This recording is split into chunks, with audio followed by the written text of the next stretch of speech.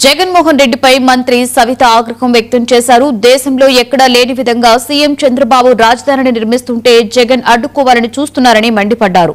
మాజీ సీఎం 10 జన్మలెత్తిన అమరావతి నిర్మాణాన్ని అడ్డుకోలేరు అన్నారు. సీఎం చంద్రబాబు నాయుడు నేతృత్వంలో సీమాంధ్రుల కరడ రాజధానిని నిర్మించి తీరుతామని స్పష్టం చేశారు.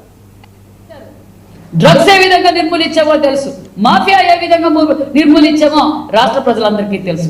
మీరు మాట్లాడతారా లా అండ్ ఆర్డర్ గురించి? ఏం చేశారండి బాబాయ్ గొడ్డల పొట్టుని?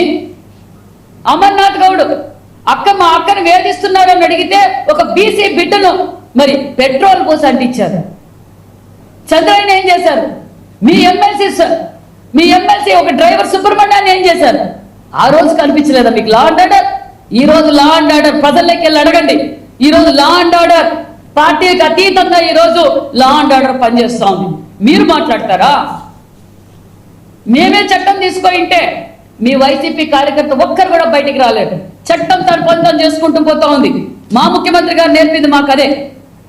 గతంలో మీరు ఎంతమంది పైన అక్రమ కేసులు పెట్టారు? టీడీపీ నాయకులపైన, జనసేన, బీజేపీ నాయకులపైన ఏ విధంగా అక్రమ కేసులు పెట్టారో ప్రజలందరికీ తెలియదా?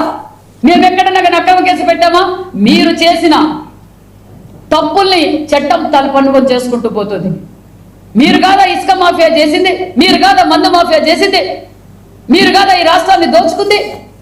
ఈ రాష్ట్రానికి ఒక పరిశ్రమ తేగలిగారా మీరు?